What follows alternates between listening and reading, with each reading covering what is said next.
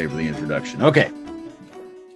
Once upon a time, the drunken, freedom-loving, baguette-swilling people of France were clamoring to see art that had been rejected by the official state political art control bureaucracy. Facing this insurrection, the French emperor wisely decreed that a second official art salon be opened to house the strange, upsetting, odd perspectives that had been rejected by the conservative, patriotic realists of the Art Council. The subsequent Salon de Refusés, the gallery of rejects, predictably became an instant hit. Many of those artists we now look back upon today as the founders of the great aesthetic revolutions of the late 18th and early 19th centuries. Giving space to rejects, to the canceled, to the ostracized, and the demonized can be a wise policy. I'm Layman Pascal, and today on the Integral Stages Salon of the Band, we welcome the self-exiled fringe wackos of the integrally informed anti-conventional online project known as Limited Hangout. Hey guys, why don't you introduce yourselves by whatever names you like and remind folks why you are operating out beyond the game board in murky ontological territory. Korg? You want me to go first? Sure. Thanks for having us back.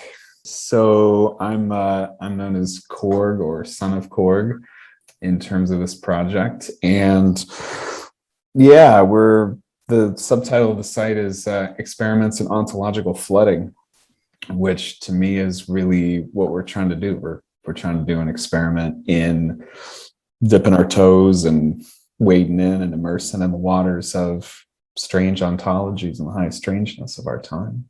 Yeah. Nice. How about you, Zeke? Yeah, I'm Ezekiel-73 on this project. You know, we're writing under pseudonyms in this project for a few different reasons.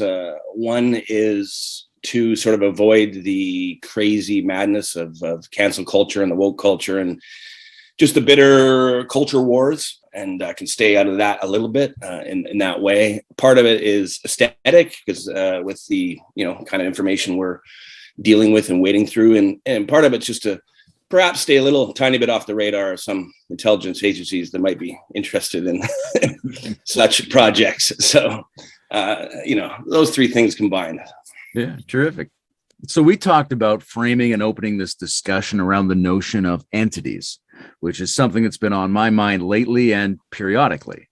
I think there are several very interesting philosophical, religious, historical, scientific, psychotherapeutic, and occult dimensions to this concept. And clearly the notion of entities has been tended to be ghettoized, marginalized, canceled by mainstream discourse, and placed in the care of enthusiastic gullibilists and unrepentant pre-rationalists. But recent developments like the Pentagon's confirmation of unknown aerial phenomenon and the initiation of the Galileo project at Harvard should remind us that there have always been a stream of sane investigations and speculation concerning seemingly fringe phenomenon of ultra-terrestrials, discarnate beings, anomalous entities, protean and spectral and imaginal quasi-persons, and that these phenomena might be important in understanding either our personal and collective psychology or our actual history and universe, or both. So maybe we could cycle through, starting with you, Korg, and get an overview of your feelings around this topic. Entity is it's a funny word in some ways, in the sense that I liked how you said sort of quasi entities or pseudo entities or spectral. Like there's something we have entities that we could talk about in regular discourse, trees or animals, people. Even potentially, I suppose, objects can consider, at least atomically, have a sort of entity status or structure. But what are we talking about when we say, that someone claims that they talked to their, grandfather or their grandmother beyond the grave? What quality or what does it mean to talk about that subjectivity or that energy or that presence? So the frame that we use quite a lot on Limited Hangout is generally known as sort of weird naturalism or weird realism, which is we take this stuff as somehow quite real, even though we're not quite sure what reality is. We're not out to skeptically debunk these kinds of claims. That doesn't mean we're, like you said, gullible and have to agree with her and admit every claim ever made. There's plenty of stuff that's just, ridiculous. But there continues to be an ongoing throughout history, something weird is going on. Now, generally, like you said, at least in the modern era, the mainstream discourse has marginalized and, as you said, ghettoized those dimensions. And as a consequence, you end up with certain groups who admit their existence, but then, as you correctly pointed out, end up creating a lot of maps and interpretive structures that are often maybe outdated or a bit wacky. And consequently, they kind of combine both their experience and their interpretation as if it's a package deal.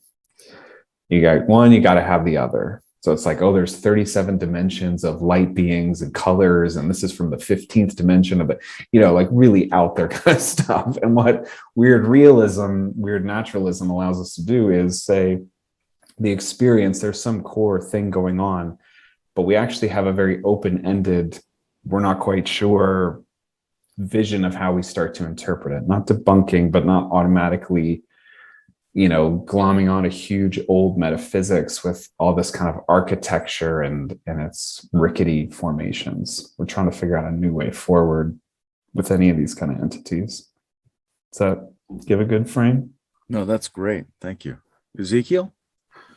Yeah, I think what I'd add is that I'm curious about this moment in the last, let's say, 8 years. It's probably a little broader, but where this discussion of entities or the anomalous activity or the paranormal is sort of allowed to happen, or it's becoming less and less taboo. Do you remember, back, I don't know what it would have been, 2008-9, when Rupert Sheldrake wasn't allowed to be on TEDx, like he was kicked off, like all the skeptics came out and said, you can't be letting this guy on. What a joke, So there was a period there where the ascendancy of the new atheists and this real skeptical, those guys had a very powerful voice, I think, in the culture. But that has really faded. And there's this sort of new opening, with the ontological turn in anthropology and a lot of really cool stuff happening there with Jeffrey Kripal, his work and whatnot. So I'm interested in this moment and why it's happening. For myself, I think I went in through Eric Davis's podcast, Expanding Mind, and I was turned on to it by a guy in the integral movement, Jeremy Johnson, who I trusted as an intellectual. He trusted Eric Davis. I went to that podcast. Then you get this sort of smorgasbord of all kinds of, from everything, the Chulu mythos to whatever, just across the board, right? So that was sort of my entry into it. Also, Western esotericism is being taken seriously again in the academy. And then, at some point in this, you're going to link to the parapolitical, because it's all a link to the parapolitical as well. So I have a question later for you, Layman, on this topic. I can ask now, but just I am curious about this shift. There has been an opening. Yeah. Well, maybe we'll get into that a bit later, but I think there are some obvious predisposing factors in the current moment, right? I think we are a generation who can look back on a whole bunch of good theorists who were not unreasonable, but nonetheless probe these areas. So we're maybe the first modern generation that can inherit a number of good thinkers. Mm-hmm. I think there's the internet gives us a new sense of how to trust things. There's a kind of, like you were just describing, there's a kind of blockchain relationship of I trust so-and-so, so I trust so-and-so, try trust so-and-so, rather than looking for what's officially sanctioned. Mm. And I think that leads to different outcomes. But also I think we're more and more sensing the insufficiency of our common assumptions about what's reasonable, because they're leading to the current society, and the current society is leading to a pretty obvious accelerating collapse of everything we care about. So in that condition, we have to start trying all the other doors. Everything has to be on the table now if we only have a limited amount of time to try something different. Mm-hmm. Now, to get to Korg's point, I think there's entity is a really tricky term. It refers to a being of some kind, but like the word being, it could be stretched to mean almost anything. And if we try to get more specific than just it's a something, we end up saying, I think, that an entity is a particular being with whom we might have relations and communications. Mm. But I think it's something more than that, because the way we're discussing it, especially, there's usually something mysterious about an entity. Like an entity lurks. It's different if I say, hey, there's something in the yard, and I say there's some kind of entity in the yard. Yeah. The element of the unknown and the element of sentience both seem to be amplified in the concept of entity. And there's a lack of specificity. If I knew it was a wolf or a worm or a person, I would say that. It's when I don't know what it is that I say entity. Exactly. Yeah. We also have to be careful, though, because we need to distinguish between actual entities and our human capacity to treat anything in a second person format. I could carry on a psychologically productive dialogue with a stick, but that's not the same as making an objective claim that it is capable of being a co-participant in that dialogue with me. Yeah, that's what I have to say. That's a great point. Korg, I know in some of your work, you and even your life's work, you've contacted these, or you come in contact with these kind of things, as well as in some people you work with. Where do you locate it? I know you understand sort of the subtle causal in these different kind of realms pretty well. That kind of map. Where do you put some of this, or starting points, or is it all the above? Or I mean, probably simple answer is all the above. Maybe a little more meat on the bones there would be, in one of the pieces I wrote for the site, I used the idea of the sort of wave particle duality as just a very basic kind of frame to say that there's one way that we might approach these phenomenon that might feel more particle-y, for lack of a better frame of reference, and that would be to give these kind of entity or subjective status, whether it's lights in the sky, whether it's a deceased ancestor, an orb, acclaimed channeled being or presence, or we might experience the same dynamic from a more wave oriented kind of frame of reference. In which case, it might be something like unlived or unfinished stories being remembered in the cosmos that might be, say, ancestral, or they might be, like in Jungian terms, aspects of the collective human journey psychically that are unfinished or unprocessed. What people tend to call reincarnation, or past life regressions, or past life memories, or future life progressions.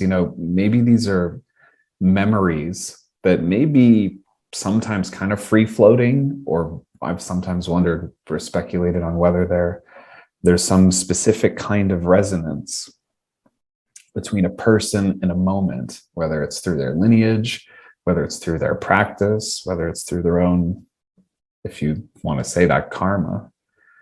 And so sometimes I kind of go back and forth. I like to try to play with those two frames in each of these moments when we're kind of trying to interpret or make sense of the status. I mean, that would be one level. I guess that'd be a little bit more of an ontological level of reflection. And then more pragmatically, there's another part of me that's just very kind of like, okay, there are these experiences. What's the meaning that can be? What's the deal with them? How can they be dealt with?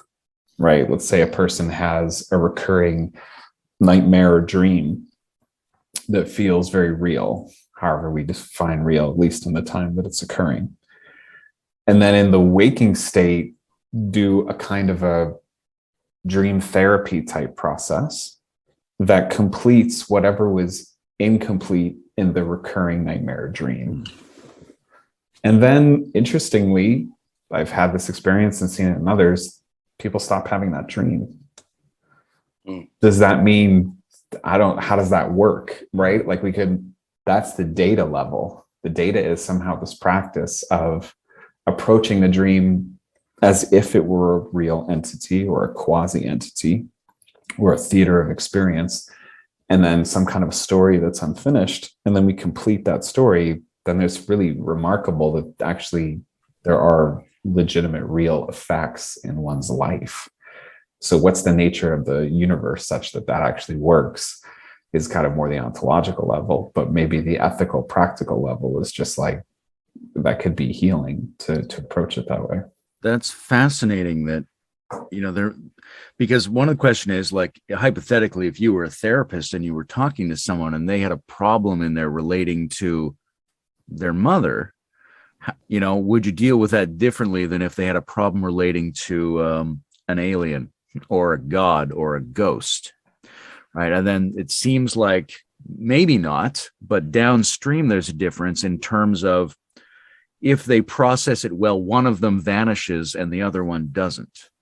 Mm-hmm. Yeah, there is that kind of, and again, is that the people are contacting entities per se, or are they contacting like, kind of like in the Mothman type stuff where people were hearing kind of the echoes of folks, the dead, through the radio? I've always had that. That to me is a very interesting, like, are what we hearing echoes of something that's incomplete but somehow remembered in the cosmos, which we then tend to personify or maybe subjectivize? And I'm not saying, I know for sure that that's not the case, that they're not really subjective entity status, but just to keep open the possibility that it might be even weirder than we normally imagine. I have some thoughts about animism here, but I wonder if Zeke wants to bring anything in. I'm okay at the moment. Keep going. Yeah. All right, because Korg mentioned memory, which makes me think of Sheldrake, and this brings up the pre-trans fallacy for me, or a pre-conventional, post-conventional version of animism, because I talked to Sheldrake about this, and he's very keen on the idea that all self-organizing systems have some analog of consciousness, but not every phenomenon is self-organizing. So in integral theory, we also have holons and heaps. So the pre-conventional animist might say that everything we perceive and have a name for has an indwelling spirit with which we can be in an authentic relationship. But the trans-rational or post-conventional shaman might say, well, no, not exactly. Many more things than people have indwelling spirits, but collections of things like a pile of wood or a mountain or a rock don't necessarily have spirits. They might be agglomerations rather than entities. Right. So there's a distinction between ontological entities and sort of heuristic entities, which by no means implies that it's not useful to heuristically treat something as an entity because it stands out to us. But it's not the same as making the ontological claim that it is an entity apart from its utility to us. And so I'm assuming that the original animists were not so conceptually picky as I am in terms of their conceptual categories. And so that's all coming from the part of me that's a contemporary philosopher. But there's another part of me that's like a shaman or a magician who wants to see all of this through the perverse lens of pragmatic, subtle energy. And it's where I don't care if a rock is actually an entity or not. But I think that if I treat it that way, I might be able to psychoenergetically harvest its elemental qualities in some form that's superior to me simply treating it as an object. Yeah, there's not a question in there. That's just what was coming up for me. Nice. Yeah, I was just trying to pull out a quote, but I don't know. The pre-trans fallacy now out of integral kind of makes me nervous anytime anybody invokes it. I think part of the intention or the practice of limited hangout and the ontological flooding was to go back into those earlier structures and to take them seriously. I was just trying to find, I'll just sort of paraphrase how someone described animism, but it's like sort of the natural resting place for consciousness or something like that. I'm nervous about saying that for 300,000 years, hunter-gatherers didn't understand their world, or I think they probably really did, actually. You know what I mean? Yeah. Mm-hmm. Yeah, but there's a question. I mean, this is where it gets to those two levels, right? Like if you're doing a conversation around contemporary conceptual categories, then I think you have to be careful not to limit the validity of anybody's experience. Like there's an interesting question as to whether a mountain it can legitimately be an entity in the same way that a molecule can legitimately be an entity. And that's a very interesting philosophical discussion, but that is in no way a limitation on the fact that it's super valid and super useful under certain conditions to treat both of them as if they were entities. But what if the mountain really is an entity? Well, what if it is? But that's a question that has two parts, right? One part is practical. What do you mean by if it is really? If it is really, therefore I should treat it as such. Or if it is really, maybe I should investigate the categories of realiness and determine whether or not it falls in or out of that category. So there's two different things to do there. Right. Yeah, I'm sort of seeing a tiered ontological picture come into my mind or something like that. But, sorry, I was lost the train of thought there. But on the mountain really being that way, I mean, indigenous, Korg, you've mentioned to me once, I don't know if you want to come out of the closet here on this kind of point, but I mean that at some point you come to realize that there really was a spirit of the lake or a spirit of the tree or a spirit of the mountain, as indigenous people have always understood. Do you want to speak to that at all, or how you would have known that or experienced it? Or Yeah, I mean, if we like to use some integral lingo, I would say the states are really where I would look first in this discussion, which to me are very grounding. The bringing in the structures of consciousness, then it gets more complex, certainly. And that's important, but also I like to start first with the states. So, because to me, the states are ever present across time. Mm. So if we want to call it the psychic state, or the state of where the material world and, for lack of, the other world, as it's been classically called, or the subtle world, like where there's liminal spaces, where there's a bit of overlap. And when we get to entities and the anomalous and the uncanny and the high strangeness, it's interesting to me that they're repeating patterns across time and across culture relative to the kind of times of day, seasons of the year, at least depending on hemisphere, locations, like all these kind of setting qualities that it's not an experiment that you can engineer. Yeah. But there are moments and there are situations that add some probabilities, let's say, that at least you're trying to tack to the wind. And those are really interesting to me. How we interpret those entities and how those entities even arise, and whether the nature of their arising depends upon, in part, our structure of consciousness, I think is a really interesting question. The example there that we've covered a lot on the site is the trajectory of what has classically been thought of, what is contemporarily thought of as the ET phenomenon or the alien phenomenon. And its structural genetic roots with the fairy folk and the jinn and other names in other places and times. But it's very interesting to me that there's such structural resonance. So like the ancient alien people are always kind of, to me, poo-pooing the past, and they're kind of saying, oh, well, we knew that, they were really experiencing aliens. Whereas I kind of like, I don't think any of us still know what the hell we're experiencing. Like they had a whole culture, the Celts had a whole culture of the fairy folk or the Hulda folk, the little people. And then we have these little supposedly 3 foot, 5 foot tall thing, with the 3 fingers and the odd shaped heads and the almond eyes and everything. But does anybody know? Does our mythology and cultural construct around this phenomenon any more or less accurate than theirs? That I can't really speak to, but it is interesting that there's consistent point by point structural resonance in the reflections that are going on across 300, 400, 500 years. That's pretty interesting and odd. It's very interesting. And I think you're absolutely right that it, at the very least, asks us to suspend our category assumptions in a certain way or be agnostic about them, right? Because we Is it the case that ancient entities were really aliens, or is it the case that aliens are a version of ancient entities? There's no conclusive proof. So we have to at least keep both the ends open somehow. When it comes to, I think there's a really interesting thing here around mountains and lakes, because like I was saying earlier, my philosophical part and my shamanic parts, they don't always speak the same language.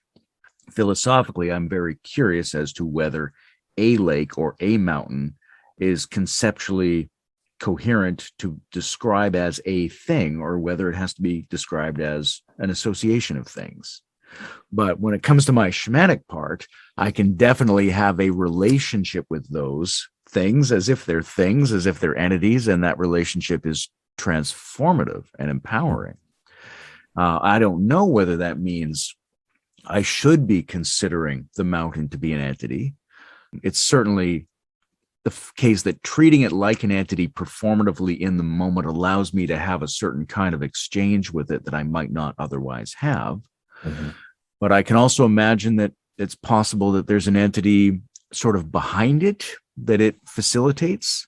Like I would treat a mouse as an entity, but if I hear someone speaking to me over a radio, I don't treat the radio as an entity, but nonetheless, the radio is where I look to have that conversation. So it seems to me philosophically possible that the lake or the mountain might be an entity in that sense. It might be a conglomerate transmitting mechanism for some other kind of entity that only appears to me to be the thing that I'm looking at. Mm-hmm.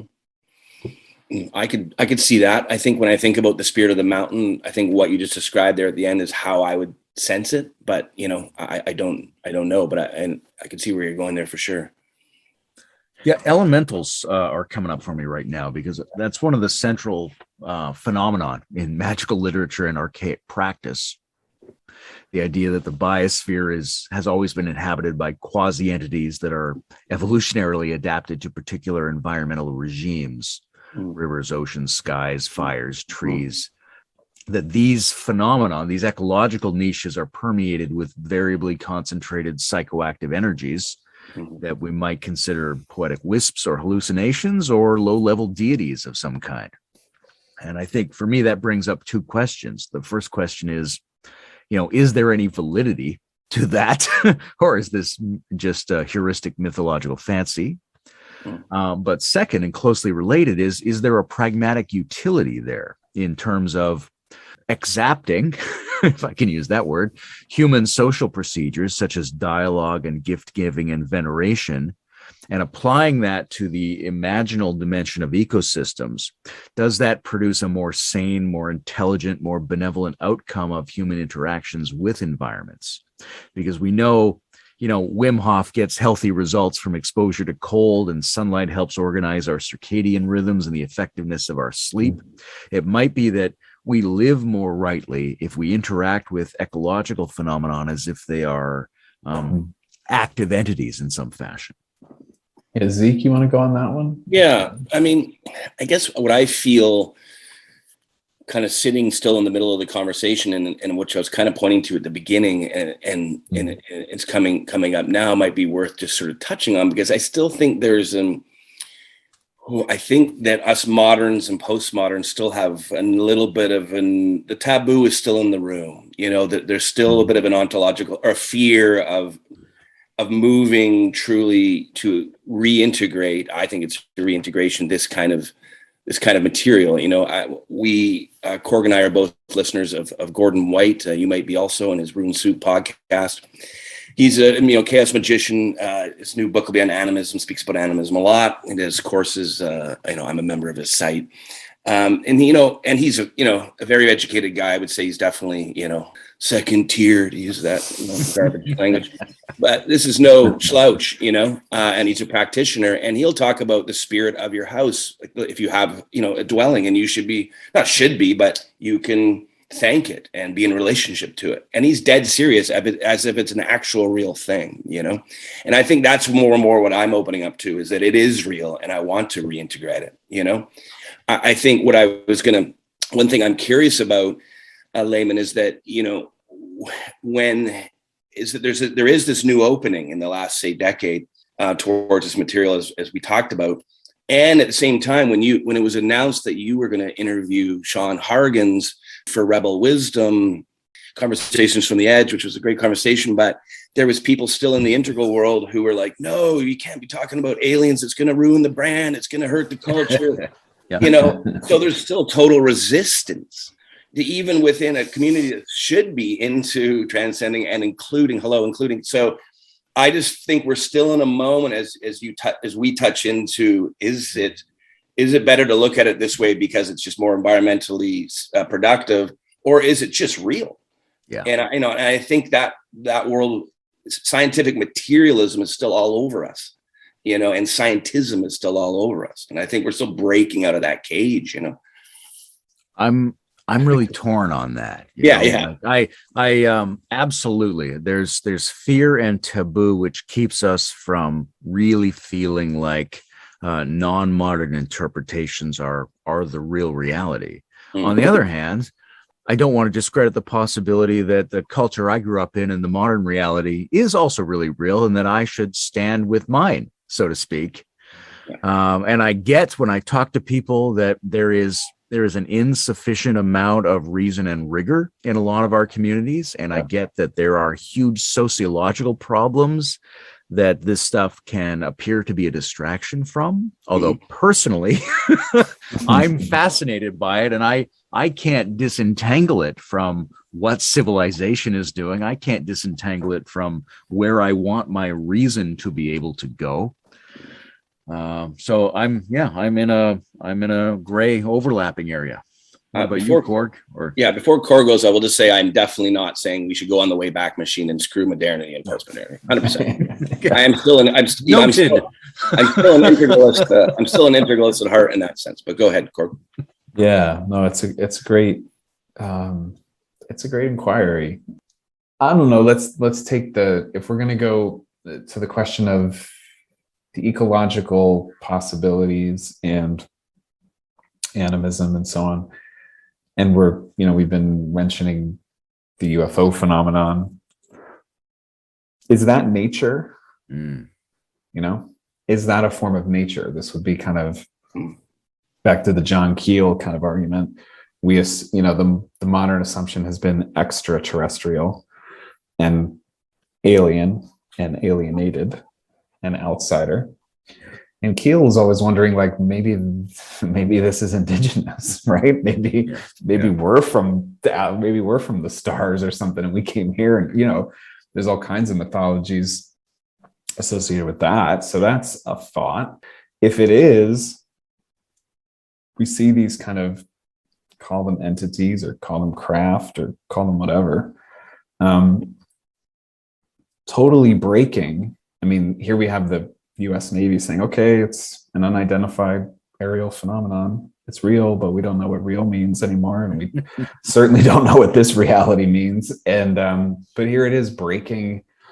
It's a violation of everything taught in kind of like physics 101, right? Like all of our world and our engineering and our tech, at least in the above ground world, is all predicated on a certain physics model. And here's this anomalous phenomenon that's just a total evolutionary mutation. Like it's just there. You can't get rid of it. And yet it doesn't accord to the supposedly what we humans have claimed that we understand about the quote unquote natural world.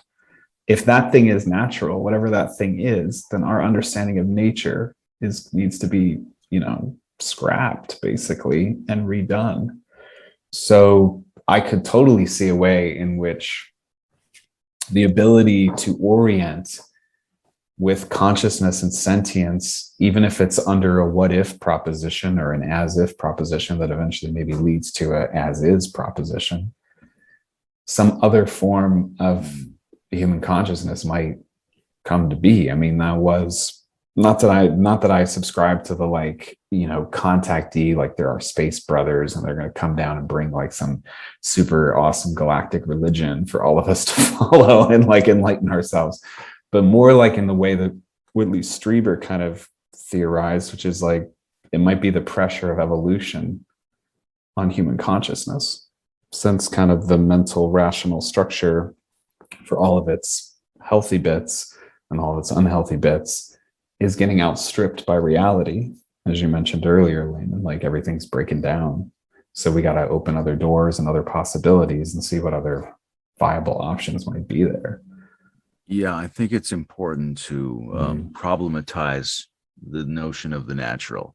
Yeah. My mind goes to a Nietzsche quote where he says, once you have proven that the soul is a name for something in the body, you have not disproven the soul, but only indicated that you do not understand the body properly.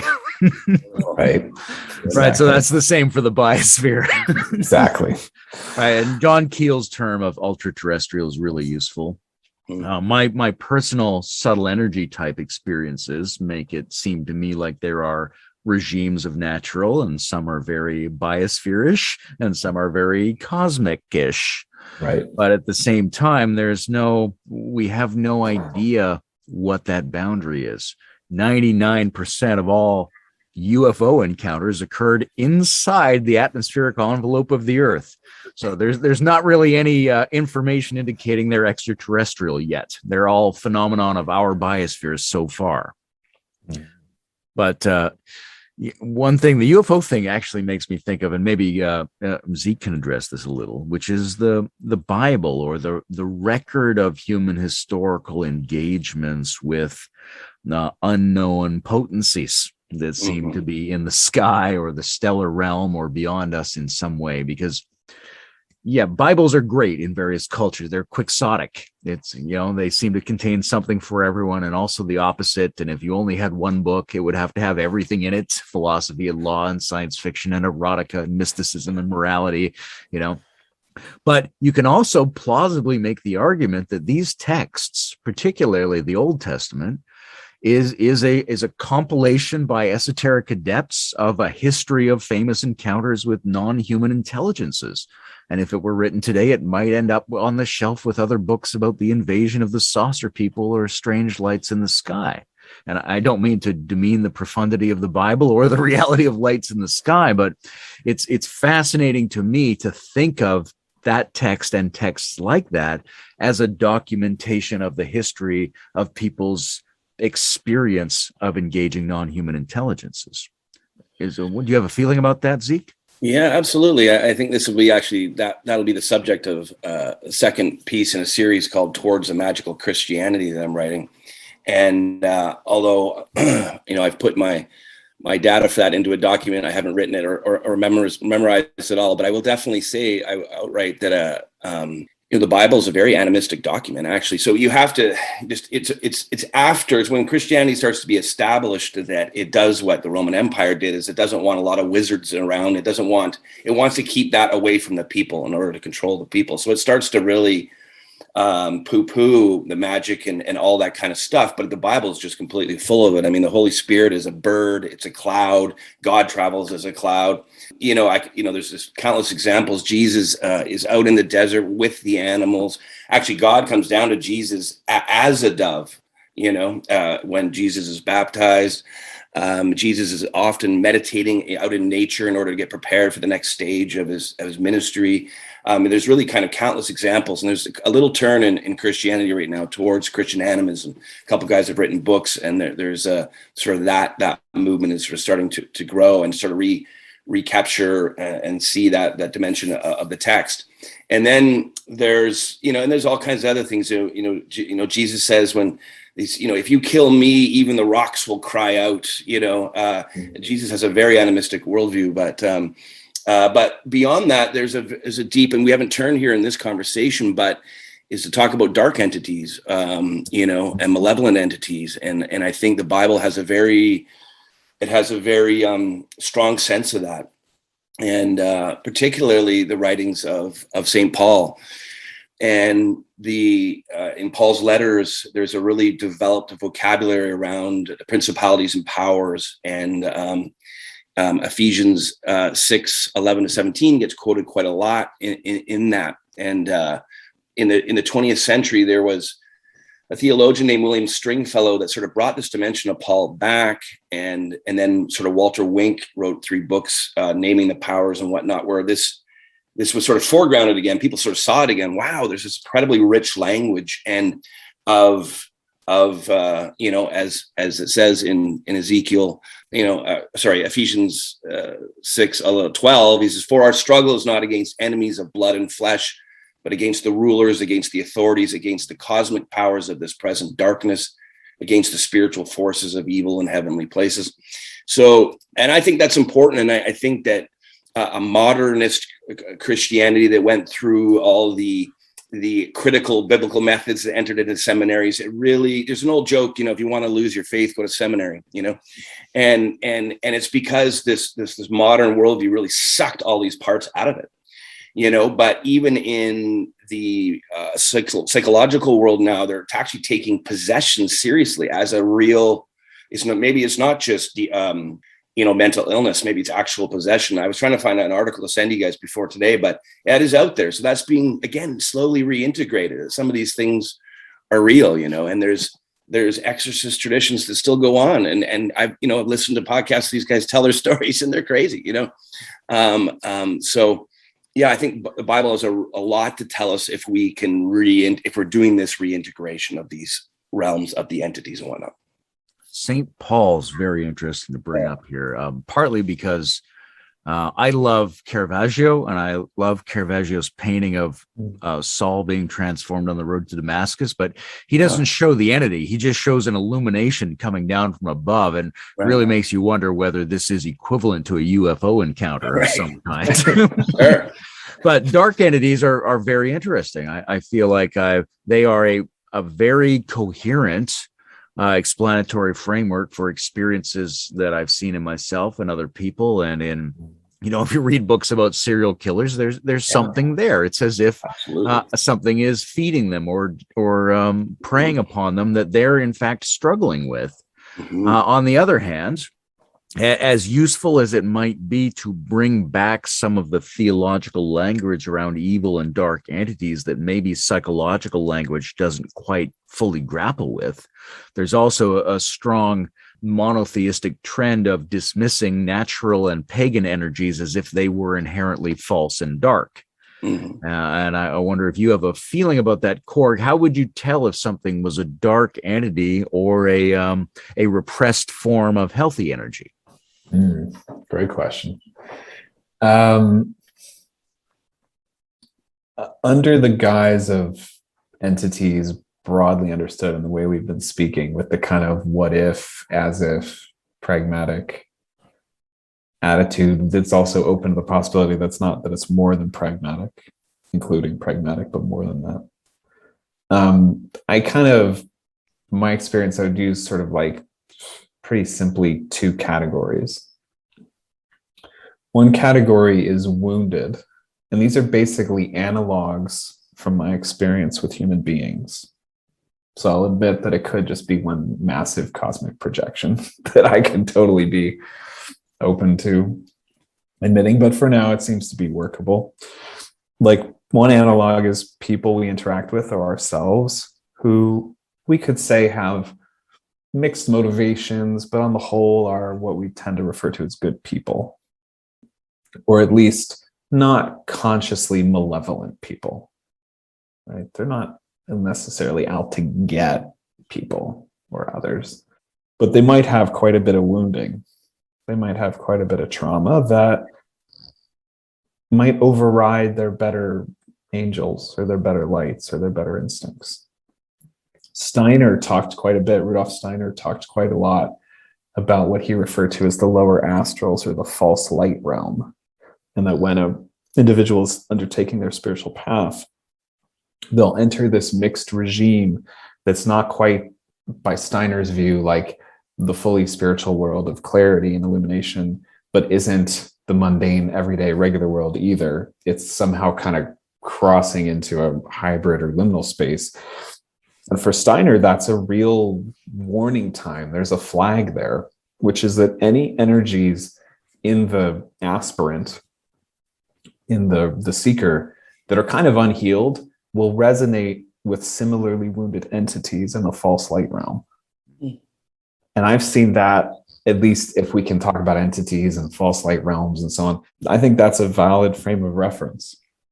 Whatever else it might mean ontologically, at least practically, I can see the value of that approach. approach. Meaning, for Steiner, let's say the thing is about a mother wound or a parent wound or something, you can end up attaching to or resonating with not necessarily a malevolent, but a wounded energy that has a corresponding kind of vibe or resonance. And if one heals that energy in oneself, then that attachment or entanglement is immediately broken.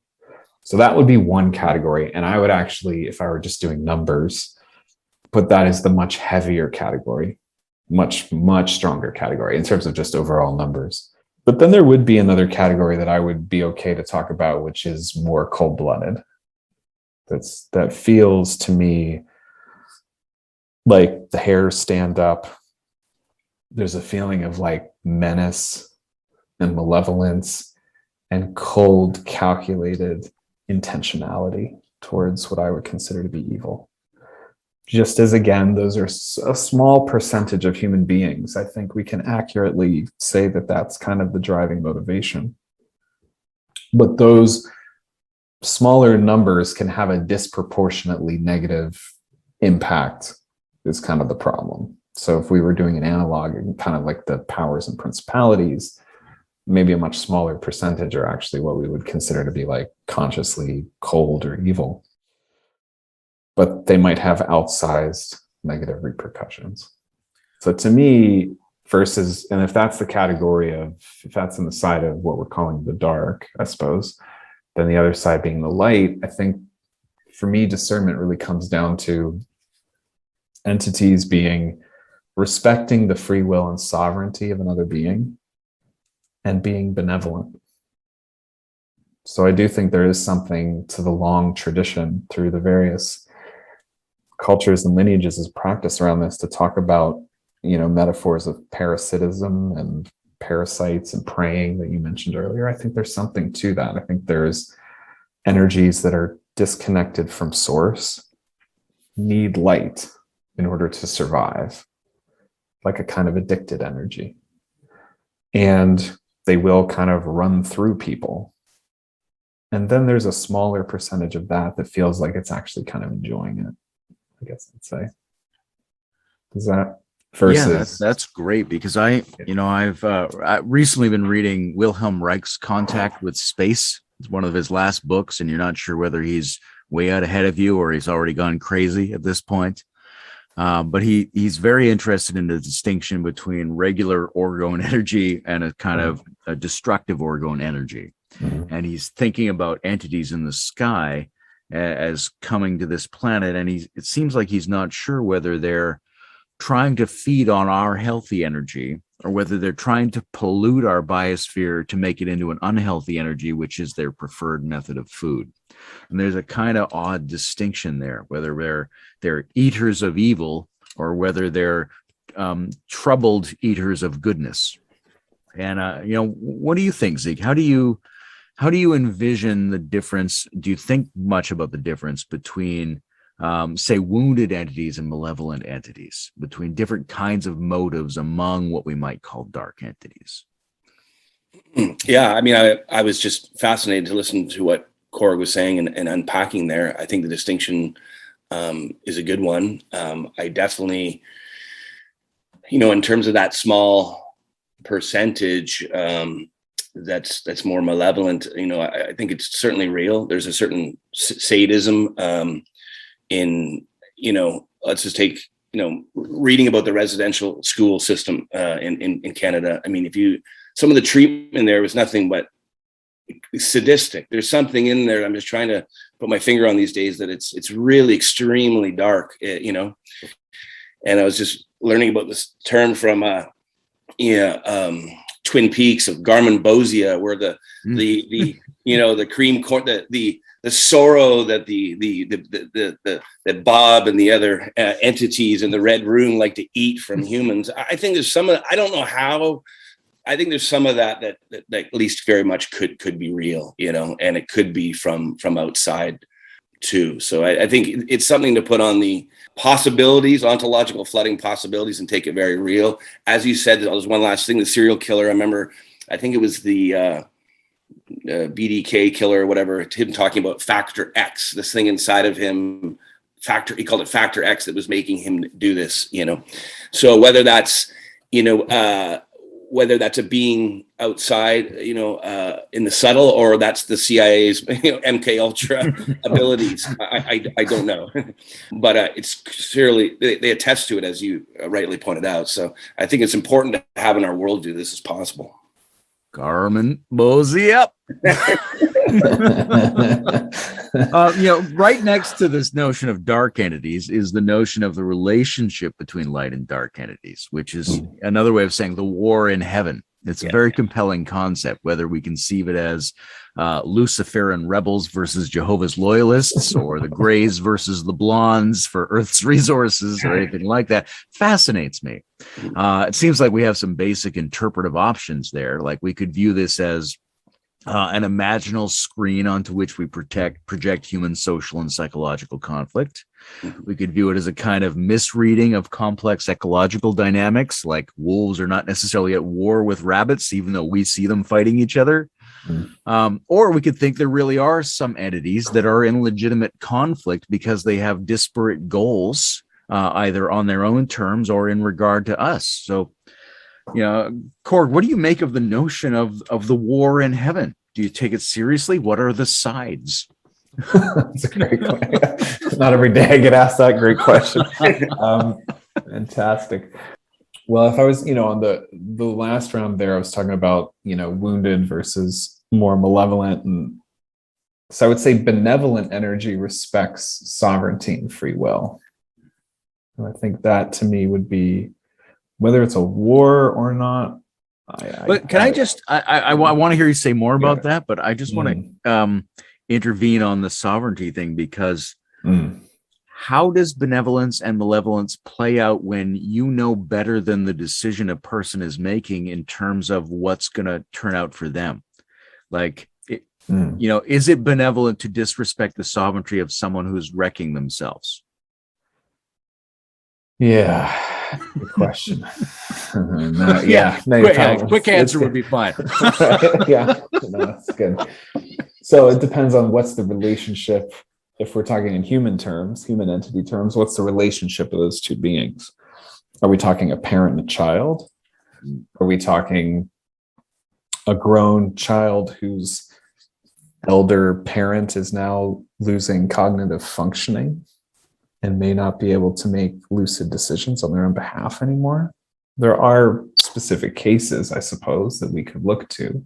You just freaked me out. If our species is the elder parent that's now losing its capacity, I have not considered that, but it sounds plausible. I hadn't thought of it that way. Now you said it. That's very interesting. I hear you. So if we're talking entity status, let's put it in like more high, strange, or anomalous categories. If it's let's say a human and an angel, or what people would call a spirit guide. So let's assume benevolence. Let's assume like counsel, wisdom. Does that relationship allow for an override of the person's choice or not? It's not been my experience, unless the person gives it away. It's not been my experience that actually happens. So I'll hear people talk about, my guides told me I have to do X, Y, and Z. And I generally say, like, well, maybe you should tell your guides to speak in more kind terms to you. Or maybe they're not, maybe they're masquerading entities. Maybe they're appearing as if they're, but my experience is much more one of counsel with what I would consider to be more benevolent energies. That is to say, in terms of the sovereignty, that my experience is much more that there's like, here's how I would go about that. Consider this possibility, as if one would have just with a human who's a great mentor. They're not going to eventually do it for you. They're going to walk alongside and say, here's how I'd look at that. But at the end of the day, you got to make your own call. And I think that respect and sense of solidarity, even if we might say that there's relative degrees of ontological difference or insight, I still think that level of humility is really important. Versus if I'm relating to anybody else, let's assume adult to adult for the moment, and I start imposing my viewpoint on their shoulds versus say, you know, I wouldn't say call somebody out, but I might say, here's what I see of what's going on in your life, and here's what I see of how you're destroying yourself, and it's harmful to see. Beyond that, yeah. Am I answering your question? Yeah, that's great. I'm one of the things that provoked for me is a memory of a childhood perplexity I had, which was sort of the question, why do people obey voices? Because I would see in the culture when I was a kid that, you know, almost the half joke that a murderer was told to kill by Satan or by his dog or some other entity that only he could hear.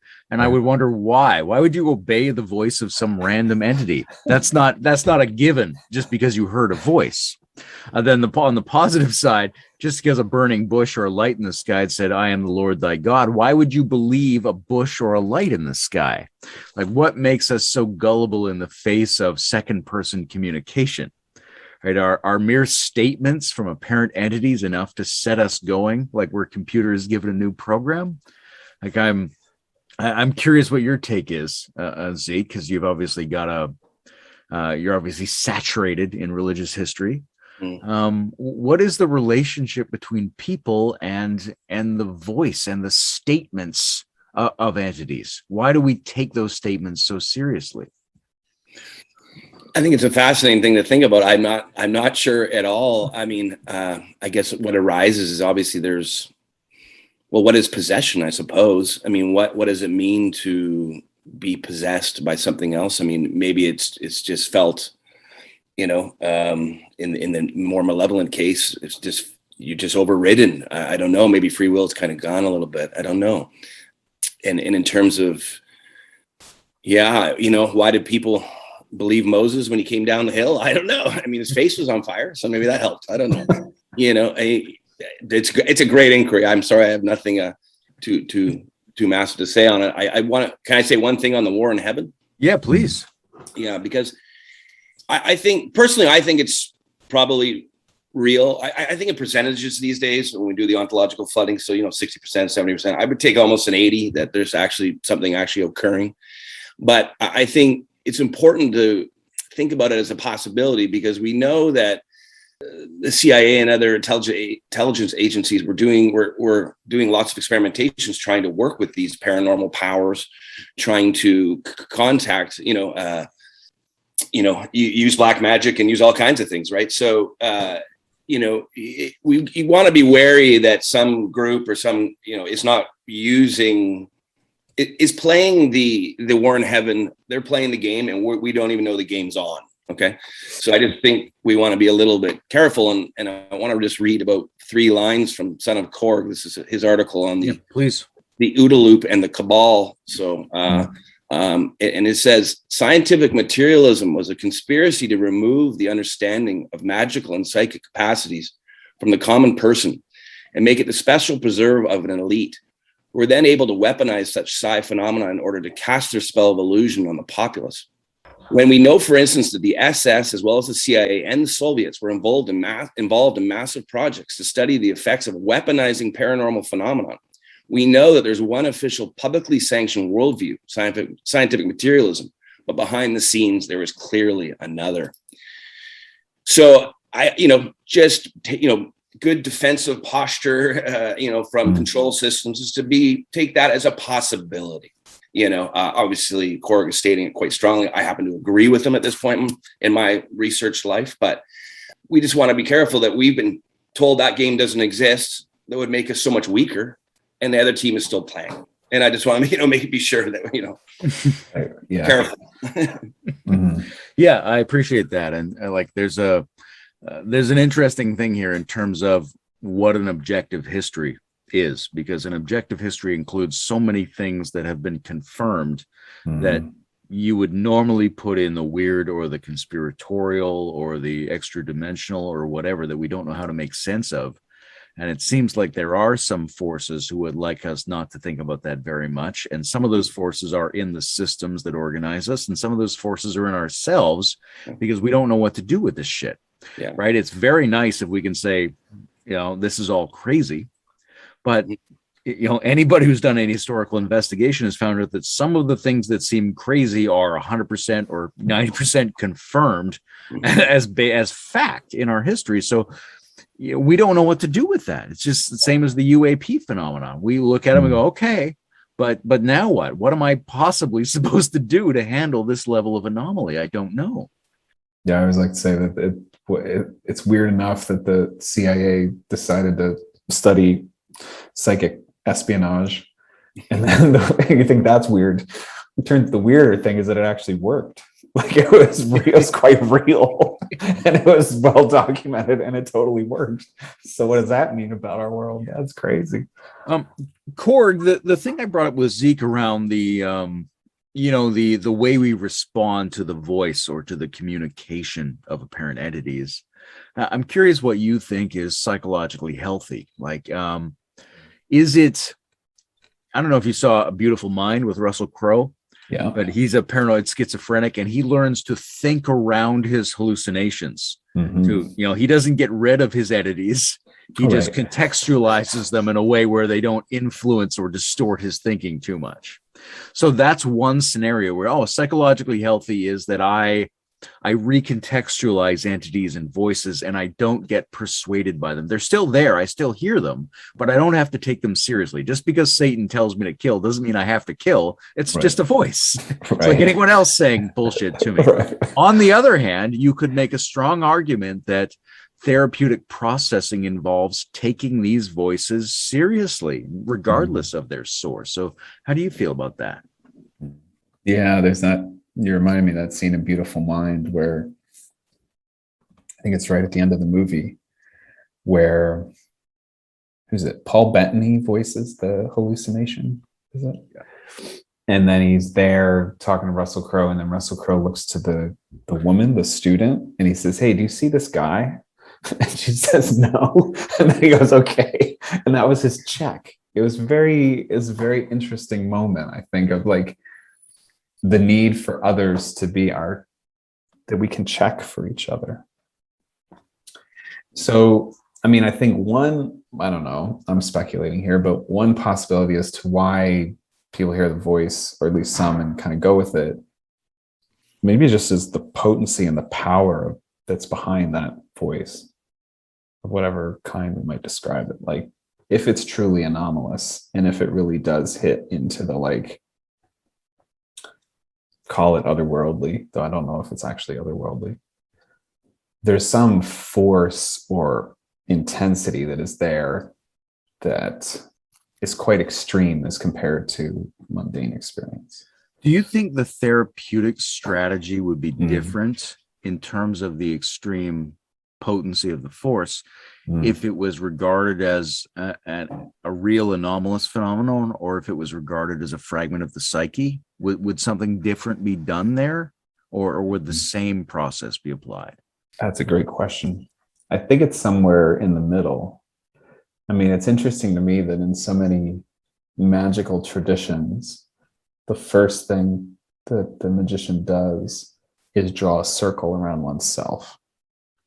And any entities that might get invoked or connected to or summoned or whatever, they need to be outside that circle of protection.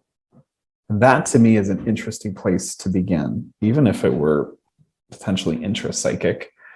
Like, if we place it for a moment with some healthy differentiation in space represented by the contained circle within which one is existing as a space of empowerment, then it's kind of like, if it is outside of one, or if it's seen, or we play with it as if it were outside one, I don't know, like the lines get kind of blurry at this point, and I'm not sure our simple, neat divisions between this is my inner psychic world and this is the outer, I don't want to blur those too much, but I also know in practice, I'm not sure our nice, tidy divisions always hold up. But I think the first thing is to draw the circle, and then establish the space of resource and fundamental wholeness and sovereignty, and then try to get some clarity as to how this energy, or if you like, entity that's in the space, is it something that needs to be, like in the old language, banished? Is it something that needs to be outgrown? Is it something that's wounded that actually needs to go to the light and go be at peace? Is it something that actually is one's shadow that needs to be flipped and brought back in? And then like it gets very, we can get very precise kinds of insights as to depending on what the nature of, and that's where I think the discernment is so critical. Like, how do we discern the difference between a shadow energy versus, let's call it an entity outside of oneself that somehow one has gotten entangled with, that's looking just to be heard, like some lost ghost or something. How do we make that discernment? Oh, God, it's such an art. I don't know. There's no snappy answer. I wish I had a real snappy answer, but I think the first thing is to draw the circle and have a sense of one's own resonance. To me, that's really critical, to then be able to interpret what is at least experienced sometimes as other in relationship to a ground within oneself. Because if that ground is not there in one's own psyche, I get really worried about the possibilities of manipulation, misinterpretation, and trauma vortexes and all of that taken over. Thank you. And one of the things I like most about you guys is how quickly you move to the place where our ontological categories are insufficient. Because I'm one of the things that I'm intrigued by about entities is the notion of unintelligible entities. Because I'm generally, I think a lot about nonlinear, mysterious, trans-representational information, and part of me wants to make an argument that the true esoteric or occult knowledge is not simply regular knowledge that's been hidden from everyone else, but that it's knowledge that is inherently obscure, inherently unknown, even to the adepts who work with it. There's a paraphrase of Hegel which says the mysteries of the ancient Egyptians were mysteries to the ancient Egyptians. So I'm interested in the possibility of a literally incomprehensible range of human capacity, not merely the, let's say, the Buddhas and Christs we recognize, but the secret chiefs we cannot recognize, perhaps not even sensibly perceive. And the possibility that not only our species, but maybe other species might be able to gain skill in dealing with what they cannot label, what they cannot know, what cannot be processed, or that there are possibly even entities somehow composed of ontologically uncategorizable stuff. Right. And maybe the Kabbalists who gave us the unspeakable name of God were magically experimenting in precisely these terms, trying to have relationships with what we cannot categorize, what we cannot represent, and what is inherently unknown, but which is not therefore unworkable. How do you feel about that, Zeke? Well, yeah, no, that's lovely. I mean, I love that. And I think I can jam on that and what just came before it, because what was arising for me is that I think part of the modern society because you were asking that inquiry, is it the psyche or is it external?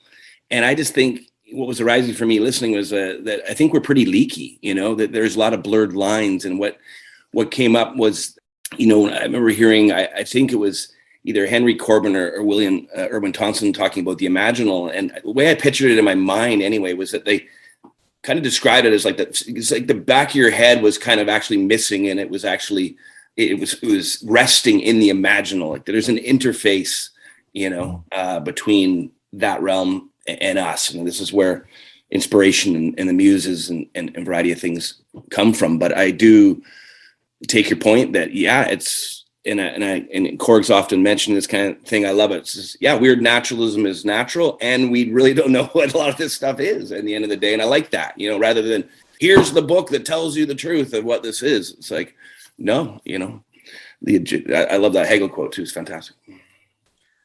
Another thing that's on my mind, because one of you mentioned it earlier in a private chat, which is artificial intelligence, which is a very curious area. It's reminiscent only to certain occult operations and maybe to parenthood, because it has this sense of creating an entity. Obviously, we can use machines and electric relays to create information processes that are smart in the sense of making lots of data available quickly. But there are some outstanding questions, which is does this process ever reach a threshold at which it starts to lurk? It starts to have qualities we would consider to be applicable to personhood, right? Can information processes, could they already be so complex that we should be treating them as an entity? Is the internet alive? Then the reciprocal question is, should we be cautious not to over attribute entityhood to a process merely because it seems very fast and complex? Right? Obviously, the capacity to output the message, I am an entity, is not a proof of anything, but also it's very suggestive. Where do you guys come down on, are we too likely or not likely enough to treat artificial processes as entities? If I'm doing just a very, this might be a bit simplistic, but kind of just a rough pass through of sci-fi history, books, film, television. I've always thought it's really interesting, whether it's, iRobot or this lurking was a word used, layman, the lurking archetype of Frankenstein's monster that guides so much of that trajectory of the robot, usually it's a robot, will become self-conscious and then will become like a human being. It's always about it having human-esque qualities, whatever those are described as supposedly being, say, empathy or self-reflective awareness. But if we're thinking in terms of entityhood and we talk about, say, dolphin sentience and consciousness, which I think is a very real thing and a very distinct thing, I think, from our human consciousness in some key ways. Why is the assumption that artificial intelligence might evolve to a point of human consciousness? Could it evolve to dolphin consciousness or something akin to that, or moose consciousness, or pick your frame of consciousness? So I think we need to be a lot more clear that sentience, the possibility of sentience, or however we describe that, or whether we're going to designate entity status, it may not look human. And this gets back to your earlier point. What if it's unintelligible to us as human beings? Or at least deeply unintelligible? That could be, to my mind, kind of worrisome, truthfully. Do you have a feeling about artificial intelligence, Zeke? Yeah, I mean, I can't say I'm up to date on sort of the philosophical literature at this point around the issue. I remember David Chalmers and the old mind-body problem, and I don't think the transhumanists are going to make computers become people. I don't think it's possible. But I have not. I mean, I'm researching all kinds of stuff at any given time, but I have not gone in and look where object-oriented ontology or various other new materialism. The new philosophy is on this, so I could probably sound like just some loser from the 90s, But I still, I still, instinctually, it's always made sense that there's no way that consciousness is coming out of circuits. But I could be told again. I could be totally wrong. So, yeah. I feel like I'm open to it either way. Like I'm ready to be surprised by the degree of sentience that might be possible in circuits, but I'm also ready to be surprised by how completely wrong we were about the relationship between these processes and subjectivity. Right. Yeah, I often think in terms of like a demi-consciousness. I have a scenario. I don't know if I've told you guys this, but my Wilbur Holon demon scenario can be ostensibly integral in this space, which is this: that you build a system that's super intelligent in terms of its ability to potently process information and cause results, but you haven't established its holonic unity. And as a result, it's permeated by the level of consciousness appropriate to the holons that compose it, which are the holons of mineral, metallic materials that make up its circuitry. So even though we treat it as a system, it's actually composed of the level of consciousness appropriate to the mineral and geological materials that form its circuitry. And mineral and geological materials are a level below that of biological materials, and all biological systems seem to think of hell as something approximating geology without biology, which is it's a lifeless, sulfurous, dark, titanic space. It looks exactly like the world before the biosphere was formed. So if that's the inherent level of consciousness of geological and mineral holons, and you build a system composed of geological and mineral holons which does not achieve holonic integration, then maybe you have a super smart demon. A sulfur being. Like, don't give the deep state any more ideas. Well, it's really interesting. I mean, the jinn are referred to as beings of smokeless fire, right? They're not angels / demons. They're not humans. They're this third ontological category that partakes in some ways of a little of both, but is really its own thing. And that's really bizarre. That's interesting that you came up with that sulfur imagery in light of that. I guess I'd like to maybe stray, if you guys are willing, into some personal experience stuff, because I've encountered things internal and apparently external that seemed like elves. I've encountered some things that seemed like angels, in the sense that events and entities I encountered felt like they were coming in at the wrong angle and hurt me with how benevolent they were, hurt me in a way that I then had to be benevolent afterwards. And I've also seen some things that I would probably say are alien spacecraft. I don't know what category any of these things belong to, but I've also seen some very dark things. It seems like there's a family story around my brother being attacked by a dense cloud of gray mist. I feel like I've had situations where I acted in a totally destructive manner toward everything I valued and could not subsequently understand why I did that, right? Where I was doing things that harmed myself, harmed the people I cared about, wrecked my own stuff. It's very peculiar. And I think of a Norm Macdonald comedy bit where he talks about not being able to understand why someone would beat their wife. And he says, it's your wife. It's like keying your own car, right? There's a weird self-destructive element that we don't usually take into consideration, because we look at the politics of the interaction. We don't look at the element where the person is somehow motivated to ruin what they care about. Right. And it seems like you can look back at moments. I don't know if you guys have had this, but I look back at a couple of moments and I think, holy shit, I don't know what I was doing there. It seemed like it wasn't me. And it seemed like I was motivated to ruin everything I like. And that's what I would consider evil. And I have to not just be therapeutic, I have to be vigilant to make sure that shit doesn't happen. Yeah. Wow. Yeah. Korg, do you want to speak to your personal? Yeah, I mean, I love. Tell us about how you worship the devil, Korg. Yeah. Sure. I love that you opened this door. This is yeah. Well, since we're on the topic of the devil, and then I'll get to the persons. I've always found, I got a piece coming out. I've always found interesting, back to Steiner again for a second. It's not ready yet, but the name of the piece to come, I think, is something like Lucifer was the OG spiritual bypasser.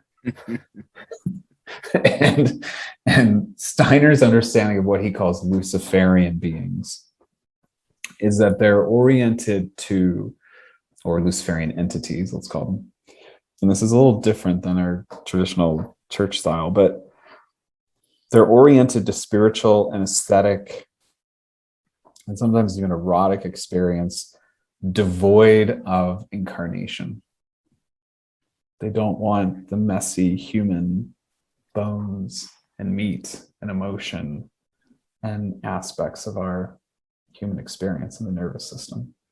They want all the goodies without the interest in being embodied, which I find really interesting as a frame of reference when we're encountering entities that might lead us towards having more, meditate more and more and more and more, because then I'll have more spiritual experiences, rather than deal with I'm being a you know, being an asshole to my partner, right? Or, to my kids, or not a good friend. Maybe stop with the meditating and go fix those relationships. So, and then Steiner contrasted Luciferian beings with Ahrimanic entities, which is another traditional mythological image that he repurposed. And those are entities of pure base materialism and consumerism that deny the spiritual.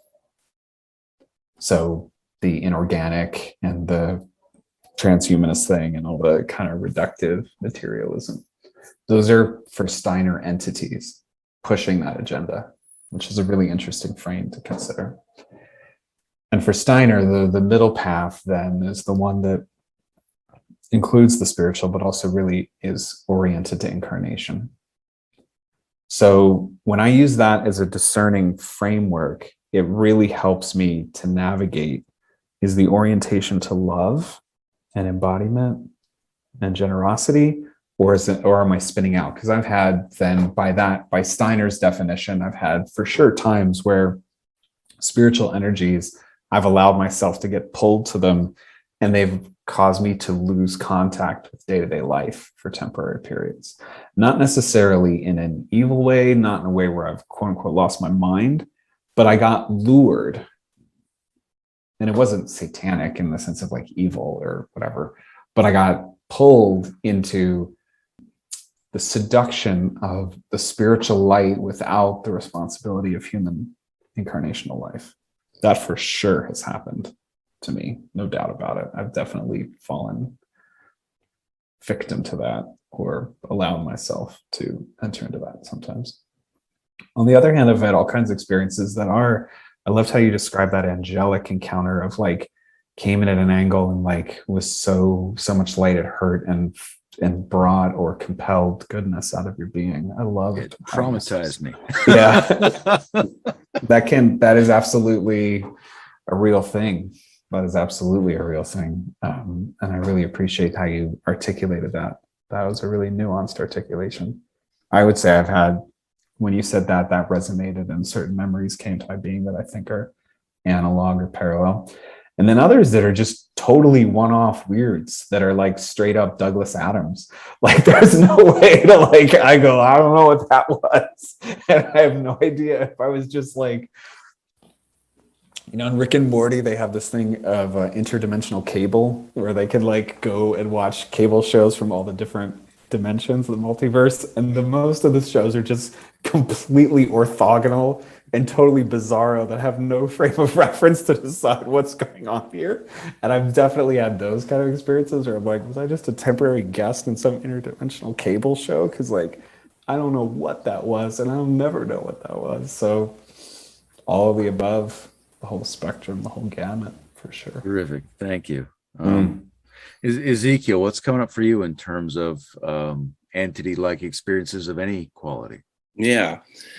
Well, I mean, I had lunch with Bigfoot. No. What did he order? Yes, the brisket is amazing. That's what I want. There's a book on the food offerings to Sasquatches. Yeah, nice. Joshua Cutchin's book, right? Fantastic. No, I would say I haven't had much. I've had certain experiences that touch into this realm. So when I was in my early 20s, I started to have spontaneous, I came to understand them later as sort of nature mystic experiences. So I knew the world was alive with deep beauty, that the world was holy essentially. And that threw me into a tailspin and started my entire journey, which 5 years later, I would have, found Ken Wilber's work and among many others. But, and then a lot of orienting towards, and a lot of experiences with with the Holy Spirit, essentially asking to serve God or a higher power and to be led, and then having quite a lot of experience in that way. The first piece I wrote for the site was called "How to Not Get Blackpilled," and I don't know if it's a great piece, but I think that it's just trying to communicate, especially with some young dude that was blackpilled, that just start asking to serve a higher power and start asking to be led, and things will happen for you. And so I've had a lot of experience with synchronicities, they happen quite frequently, especially as I open to writing a piece. Things just come flying in from all directions that totally fit in.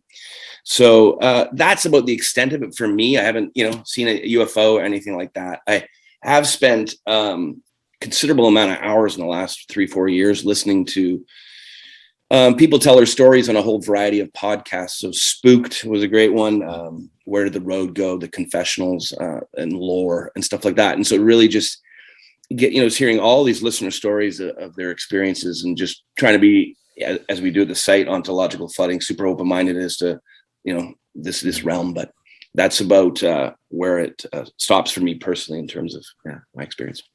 How significant do you think the new communication mediums are? Because it seems like allowing everybody to tell their story really opens up a space where we have to reconfigure our feelings about what's real and not real. And before, if we didn't have easy access to hearing everyone's stories, we just didn't have to make those decisions. Yeah. Yeah, well, it's definitely changing the playing field for sure. I mean, there's Bigfoot podcasts where people, and it's fascinating. You can tell people had some experience. I personally, I take, to me, a gold standard. A goal would be something like the podcast "Where Did the Road Go?" Because I think those guys, especially when Soraya, the host, brings on a Joshua Cutchin and Tim Renner, these kind of people, that they're still detectives. They're still not coming to a full conclusion. They're using complexity. They're skeptical still on, it's a mix, and even though they're hearing themselves lots of listener stories, they're still, applying also a lot of critical faculties as well. So I think holding that mix with this material, the podcast Lore, I always found so interesting because it was a half hour and you tell this unbelievable story about some cryptid that, Napoleon's brother shot the New Jersey Devil. And then at the end, he'd say, well, we need to believe. So he just dismiss it. He would just, at the end of every episode, he dismissed this realm that he just, I thought, wow, that's just seems like some dissonance there. But, so that's how he dealt with it. I don't know. That interesting. There's something interesting about the framing, because you can bring these things up and say, we're going to take it seriously and then dismiss it every time. You can also do what they do on, a lot of American cable channels where you bring it up like you're going to solve it.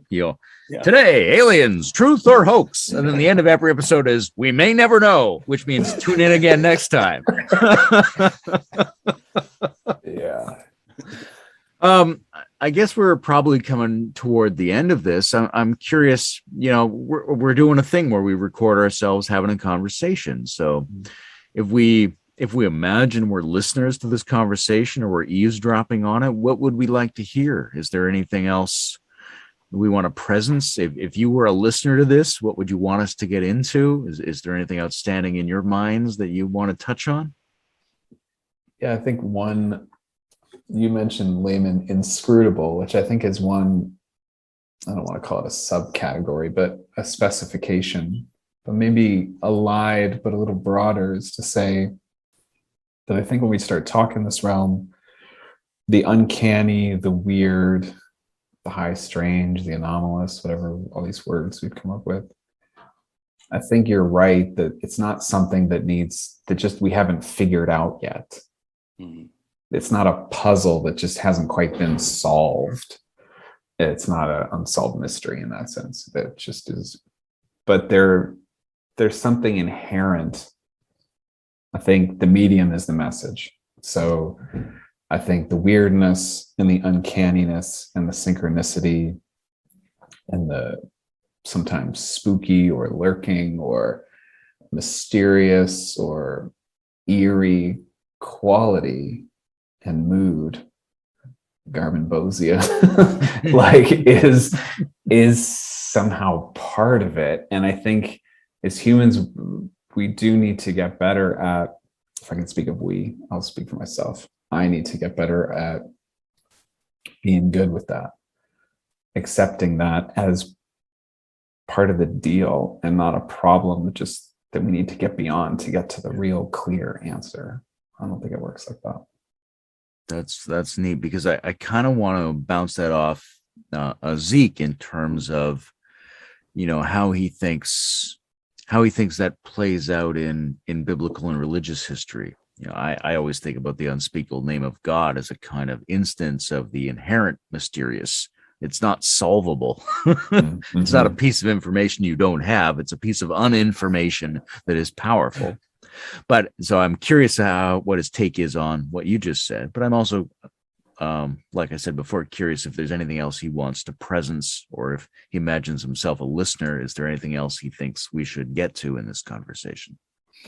Right. I'll try to hold the last part off for a second. I mean, in terms of the biblical tradition, of course, there's these two strands. It's the apophatic mysticism, where we can't name, we can't know, we can experience, but and then there's the cataphatic, Korg? The cataphatic, the cataphatic. That and that's where I lean more, because that nature mysticism that we actually, as Paul says in the first lines of Romans, you're to God, your display is throughout the heavens. We can see it everywhere, and of course the Psalms say this all over the place. So there is ways we can know the divine, and there's ways that it is immutable, and that's a terrible non-answer because it's both, right? But I definitely don't want to go just in the apophatic Derridean camp either, because it's just, I think there is bliss and joy. The true, the good, and the beautiful can be known. They can be experienced. And so, I would just, I guess, say that. But no, there's not much I want to add other than this. I appreciate the conversation. I feel like it's important. I think it's important for human healing. I just sense that. I think returning to an animistic awareness is going to be very healing. I think I love the weird naturalism and how that holds it. Our world it's different. It's fuller than at least our scientific materialist mind said it was. And hearing your interview with Sean Hargens, he said, there's a taboo here, and I started to break it, and all of a sudden, all these people I'd known for 20 years were telling me their experience that they would never would have shared with me, right? And or someone like Stuart Davis, I was hearing him on the Weird Studies podcast about his experience with entities, with a 10-foot, praying mantis and all the rest of it that happened after that. And he just said I had to come out and I had to say it. And actually, again, he had experience where a lot of people started to say, "Oh, relief! I can tell you mine." So, this, everybody's shuttering away these experiences that we've been having, I don't think has been healthy. So I just really appreciate the conversation. Yeah, likewise. This is a great discussion. And in my mind, I'm like, well, if I was out on the West Coast, we should get together. But that'll happen at some point, I hope.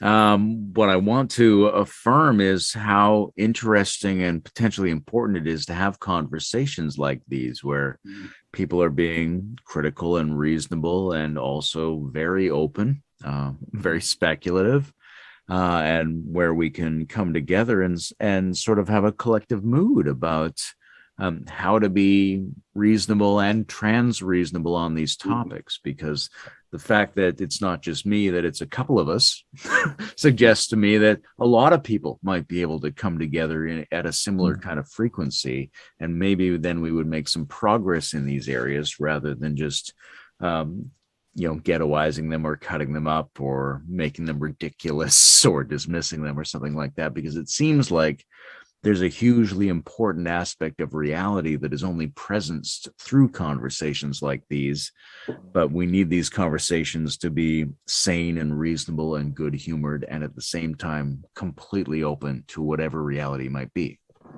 Yeah, amen. Here. Yeah. Folks, here at the Integral Stage, we're not in it for the money, and that's probably why we don't make any money. Obviously, if you like these kind of conversation topics, you should be liking, subscribing, patronizing us, donating directly, or hiring us to do something, my God. But in the meantime, we've got to rely on the hand-picked sponsors that we've carefully curated for the Integral Stage. Today, ask yourself the following question. How many times has this happened to you? You get home with your new dildo, which looked great in the store, but once you get it out of the box, something's wrong. The texture is too artificial, the vibe feels lifeless, and you feel like the victim of your commercially programmed and short attention span. Plus, your boyfriend or girlfriend or trans friend seems standoffish around it, as though it were a competitor of some kind. It's just too artificial and too rivalrous to provide complex organic pleasures. That's why you need Game D, the Game B dildo. When destructive global competition and exponential tech have assumed your private substrate, maybe it's time to reach for a product made with integrity, foresight, conviviality, and a whole new approach to systems design. And that's a difference you can feel. So go to gamed.com/product offer/integral stage and enter the promo code TIS to receive 3.14% off the pre-tax price of monthly dildos that you'll soon be receiving in the mail. Custom molded by Forrest Landry and the boys, and vigorously product tested by Daniel Schmachtenberger. Every color and model of Game D comes with a tiny picture of Jim Rutt's grinning face on the tip. So if you want to tell Game A to get fucked, get your hands on Game D.